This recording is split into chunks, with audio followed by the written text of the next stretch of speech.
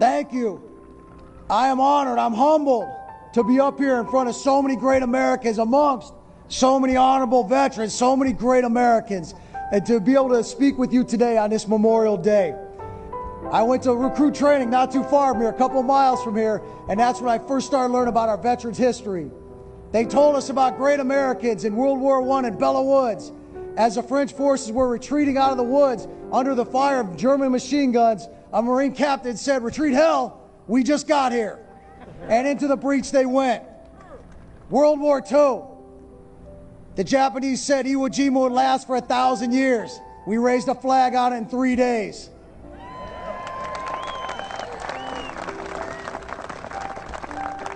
In Korea, forces surrounded by communist Chinese, outnumbered 20-1. Colonel Chesty Puller said, "Fellas, we got them right where we want them. We can shoot any direction, hit the enemy." In Vietnam, Khe Sanh, 500 Americans stood on a hill and said, "You will not take us off of here." North Vietnamese forces attacked them for 77 days and finally said, "Forget it, we can't take them, you can have it." They went home.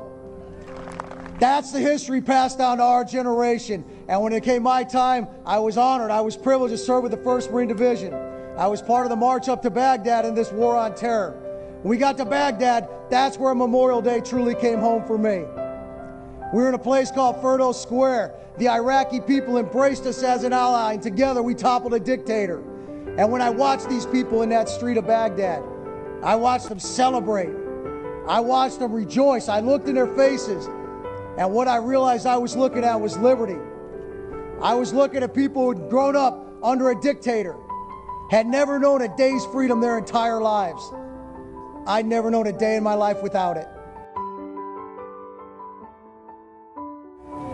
Freedom and the dignity of the individual have been more available and assured here than in any other place on earth. The price for this freedom at times has been high, but we have never been unwilling to pay that price. Those who say that we're in a time when there are no heroes, they just don't know where to look.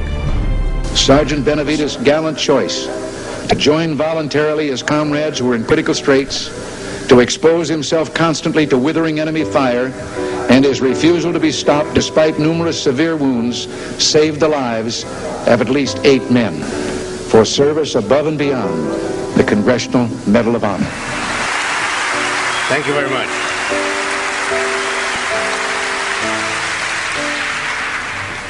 Muchas gracias, like you say in Spanish, in German, Dankeschön, in Japanese, arigato ne, and in French, merci beaucoup.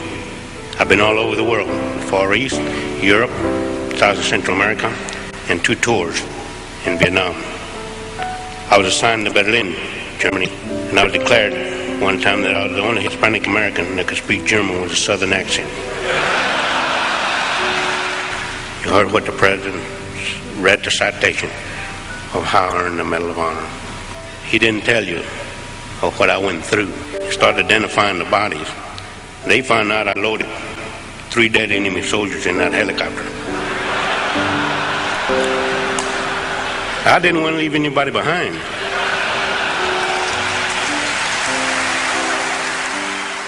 A lot of people call me a hero. I appreciate the title, but the real heroes are the ones that gave their life for this country.